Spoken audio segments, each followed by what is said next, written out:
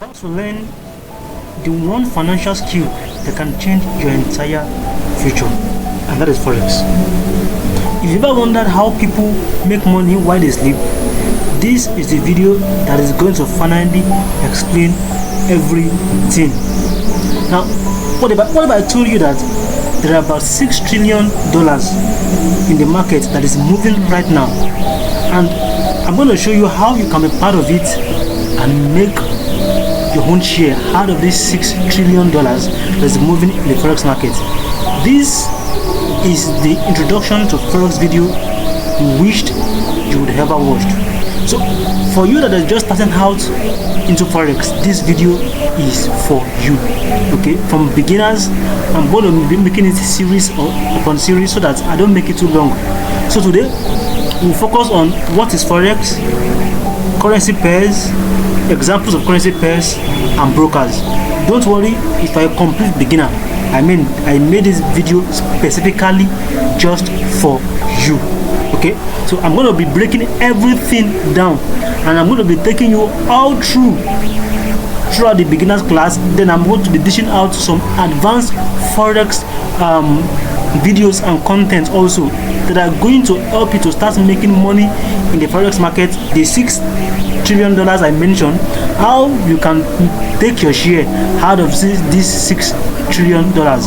If you want to enjoy this kind of content, make sure you subscribe to this YouTube channel, turn on the notification bell, and then after the end of the video, if you find this video very helpful and informative and full of educative content on trading, give me a thumbs up and share with your friends and family, even your enemies as well. And you can also leave a comment. Okay, so without further ado, let us go into today's business. So what is Forex? I know you must have heard about Forex, and then you are wondering what Forex is. How can you start? You can start here. So Forex is just an abbreviation for the foreign exchange market. That's what it means. So you can see the market, the word market in it, and the word exchange.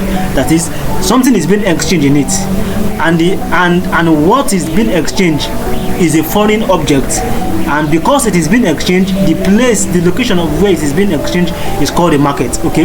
Now, your normal market is known as a market. A market is a place where buying and selling of goods and services takes place. Okay.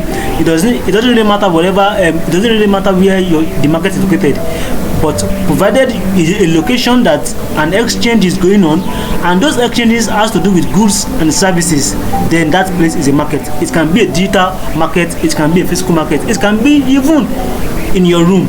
Whatever, any place where exchanges of goods and services are going on, that's a market. Okay. So but in this Forex market, you are not buying and selling cars, or you're not buying and selling properties. You are buying and selling foreign exchange currency, that is currencies. Now you see, currencies are the currencies of every country has their own currency. So what you are doing is that you are only buying and selling some currencies in the foreign exchange market. So let us take, for instance, now if you are buying Euro USD, if you are buying US dollar, there must be a reason why you are buying US dollar. Probably you want to travel to United States of America, and then you need to have the currency of the United States of America for you to be able to participate in any economical action you might go there to do. Do you get it? Like, you definitely, if you go there, you will spend. If you are from the Eurozones, probably you are from any European country that uses the currency euros. You cannot go to United States of America and spend euros. Of course not. You are going to change that your euros back to US dollar. You see, the conversion of euro to US dollars and US dollar back to euros, that is what we call foreign exchange. That is you've already participated in Forex and you do not know about this. But that is not what makes the money. Okay, that's not what makes the money. That's not how we make the money. But that is, in a nutshell, that is physical, and that is the raw Forex. That is it. But in this foreign exchange, what you're actually doing is that you are actually betting, not really betting, but you're actually predicting that you are buying dollars with the hope that dollar is going to rise. Then once dollar once dollar rise, then you make profit. Do you understand? So that's what we're actually doing in Forex. So all we do is we exchange money and then in the market, which is the digital market. So now we move to currency pair. So what's the currency pair? Now in Forex, currency does not stand alone. Okay, you have to pair it with it. You know, I told you that we are predicting. What we do majorly is predicting. We predict, okay, that two currency pair will be paired together, and this currency pair are static. They don't change. That's it. That's how they will be for life. Okay, so don't think that it changes. Okay, so the currency pair, they are paired together, and as they are paired together, so you predict which one is going to rise. If you say let's say you predict that US dollar is going to rise, and then that US dollar is being paired, the currency pair that you carry out or that you take trade on is, let's say, the Japanese yen. Okay, then you now predict that the US dollar is going to rise above more than the Japanese yen. Okay, so if the US dollar should rise more than Japanese yen in price, automatically you've made yourself a money. You've made profit on top. But if the US dollar should fall, you know, if the US dollar fall, that means Japanese yen is rising. Okay, that means you've lost the trade, and then you've lose the money. Let me make it so simple for you. This is it. You see, this thing is like betting. While I'm not advising betting, I'm not an advocate of betting. Okay, but what I'm saying that is similar to betting. Forex is not betting, but it's similar in a way. Now, for those of you that understand how betting is being done, when I mean betting of sports betting. You know that you cannot just take, for instance, you support Chelsea, okay, and then your Chelsea wants to play against Barcelona, and definitely you cannot just say, okay, I want to bet, and I'm betting alone on Chelsea, and Chelsea does not have any opponent that they are playing against. You cannot just bet like that. That bet, you will not even see it on your betting platforms, because there's no match for Chelsea with another team that day that you are feeling like, okay, I want to bet in favor of Chelsea. So it is the same thing also. So USJPY, currency pair is like you pairing two currency pair like they are opponents to each other. So one will have to win the other. That means one will have to rise in price, one will have to fall in price. Okay, so if you predict that, oh, this USD is going to fall in price, then you are predicting that the other pair is going to rise in price. It's just as if when you say, okay, Barcelona will win Chelsea, automatically what you are betting is that Chelsea will lose. And if you say that Chelsea will win Barcelona, automatically what you are betting is that Barcelona will lose. So if you are predicting that Barcelona will lose, automatically you are saying that Chelsea will win. And if you are saying that Chelsea will lose, automatically you are saying that Barcelona will win. Do you get the logic now? So it is that simple. So there must be an opponent before you can carry out a trade. So the same thing too, which now leads us to different currency pairs. We have different currency pairs. You know, every country has a currency pairs. We have United States of America has US dollar. The Euro countries, there are different countries that are in the Euro zones. You know that we have Portugal, we have Spain, we have a lot of them. So they are using euros. Then we have the GBP. It's for Britain, Great Britain pounds. So you hear pounds. The abbreviation is GBP. You understand? So there are lots like Switzerland. Switzerland currency is called the Swiss franc, and the abbreviation is CHF. Okay, there are lots. So you would, after this class, you would just have to go and research some of these things on your own, and as you progress in trading, this thing will become part and parcel of you, that you begin to know it. I too, when I started, I did not know all of it, but as I participate and as I learn more, it became part and parcel of me. So now let's go to the currency pairs. So examples of currency pair, we have USJPY, that is US dollar. So please note this, you will always see all these pairs in their abbreviation, in their units, not in their full name. Do you understand? So you always see them in their abbreviation, not in their full name. Like you won't see United States dollars. No, you will be seeing the short form of it in whatever broker you'll be doing. Our next subtopic is broker, so I'll be explaining what broker is to you. Okay, so US dollar, which means that in this case, this hash you see me putting in here, they don't put it there. They don't put it there, okay?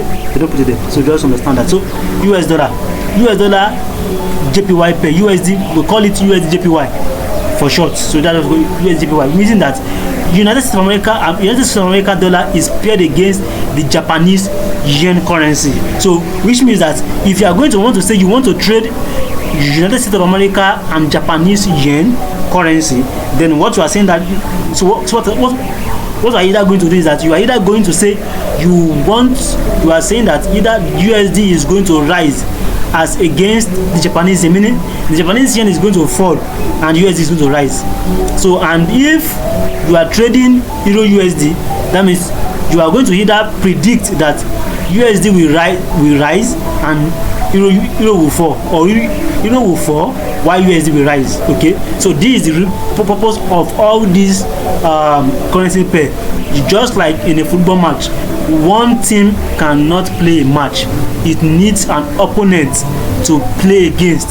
So it's also in trading, one currency pair cannot be predicted, it needs an opposing currency that it can be paired with, so that it can go head to head against, and whosoever win amongst them, that is going to be the strongest currency. Okay, and you must understand that the currency of a nation always depicts the strength, the economical strength of that country. Okay, let's take for instance now, if let's take USD ZAR. This ZAR is the South Africa rands. This is the abbreviation for the South African currency. Okay, so USD ZAR. So let's say if USD falls and ZAR rises, it means that the South African economy is doing better at that moment than the USD currency, than the USD economy, because it is the economy.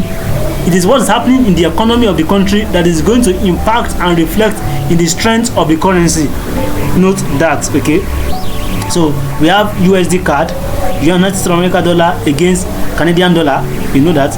Euro GBP, you know Euro now. Euro is the Euro zones, GBP is for pounds. We have CHF JPY, then which is Switzerland franc. This is Switzerland currency, and JPY pair, you know JPY, Japanese yen, Euro JPY. Do you understand? So just go ahead and research all this yourself. Some of these things, search them. It will be easy. The moment you have a broker, the moment you register in a broker, that is what you just need. You will be fine. You will begin to see them, so it will be part and parcel of it. So now let's go to brokers. So what are brokers? Now, brokers are firms that are established and created yes, for people like you and me who do not have direct access to participate in the forex market. That is it. So brokers must be licensed. Now, what do I mean? Now, let me use the best example I can use now is also betting. While I am not saying you should go and bet, I don't bet, and I'm not going to subscribe that you should start betting, but this is the similarity that I can actually show you very, very close. For you to bet in a football match, in a country, in a boxing match or whatever, you need a betting platform. Do you understand? So that's the betting platform. If there is no betting platform, the only way you can bet is probably you are in a viewing center and then you are watching, let's say, Manchester United against Liverpool, and then there is no betting platform, because there was a time when there was no betting platform. So also there was a time when there was no broker, when there were no brokerage firms. Okay, so but there was a time when there was no betting platform. So when you go to view center or you want to bet, then you watch match, probably you and your colleagues or you and your the opposing team, the fan of the opposite team might say, my team is going to win, and then you say your team will not win. Then you guys say, okay, how much? Okay, let us bet $10 each. So which means that whoever teams win, you take the money. Do you understand? So at that time there is no betting platform at that time, so you do it within yourself. So at that time too, there was a time when there was no brokerage firms. So now when there was no brokerage firm, what happened? When there was no brokerage firm, you and I, we cannot participate in the forex in forex. We are too small, we are too minor. You and I, we are called retail traders. Let me make that retail. Sorry, we are called retail traders. The reason we are called retail traders is because we do not have chunk of money that the big boys have that they can inject into the forex market. We don't have that kind of amount of money. They have access to huge amount of money, but we do not have huge amount of money. So we are called the retail traders. Why are we called retail traders? Because we are the least that is participating in the forex market. We are the least. We are the smallest. Not that we are smallest in size, but the money we put in is the least, is the smallest. Do you get it now? So brokers, what they do is that they allow you to trade the forex market. Okay, and then we have different kind of brokers. I'll be mentioning some of the brokers. We have some a lot. I don't want to mention any brokers because none of them pay me for adverts. So but just go and make your research. But this is what I want to tell you. Okay, if you would be going for broker, please make sure you go for brokers that you are sure that are very, very licensed, because it's a different thing for you to register in a broker and the broker will take your money. Okay, it's a different thing when that you register in a broker and then the broker will not fill you in the appropriate price. We have a lot of things that disqualifies a brokers. Okay, so but once a broker is licensed, then, and I can tell you for free that if you want a broker that is very licensed, you see the brokerage firms that are licensed in the United States of America, Canada, China, Britain, all these A1 countries, those brokers that are licensed there, you can put your mind at rest and say no, your money is safe and they will not be dubious, because those are top tier 1 countries and their license are always standard. And that is the reason you see that not every brokers would accept a US citizen to trade in their brokerage firms. Not every broker. Why? Because they know that if anything goes wrong, they cannot fight the US. Okay, so not every brokers allow US citizens, and there are some brokers that are allowed US citizens because of the rules. Okay, if the SEC do not approve such brokers, you cannot trade as a US citizen. Do you understand? So, but any brokers that have been licensed by tier 1 country. Okay, now then we have another set of brokers that are the second grade of brokers. Those ones you can try them out also. They might be good, but just one thing I can promise you is that there are a lot of brokers that you will see that are doing well. Their customer service must be up to notch. I mean, of a standard. It's not that you will send them, I mean, a text message and an email and it will take them forever to reply. You don't want that. So these are some of the things that you look at for in choosing a broker. Okay. So, but don't worry. If you need my advice on which broker you want to go for, I'm going to give you. But note, my advice is not a financial advice. Okay. I'm just giving you my own opinion on it. That's the reason, one of the reasons I did not mention any brokers here, and also none of them paid me for adverts. Okay, so this is where we're going to end today's class on the introduction to Forex. So this is for basic beginners class. So we'll continue from there in the next video. It's going to be a short video. I don't want it to be too long, so that it doesn't last for hours. So just short videos, okay, so that you can be able to watch it. So in the next video we'll continue from where we stop. So if you find this content educative, don't forget to like, comment, and share. And make sure you subscribe and turn on the notification bell so that you can support me in what I do. I'm going to be doing this for free, and trust me, if you stick with me till the end, as you keep on sticking with me, as I keep on launching and releasing new videos, you are going to be making more money without even paying anybody to learn Forex. Okay, so that is it, guys. Hope to see you on the profitable side. Bye bye. See you in the next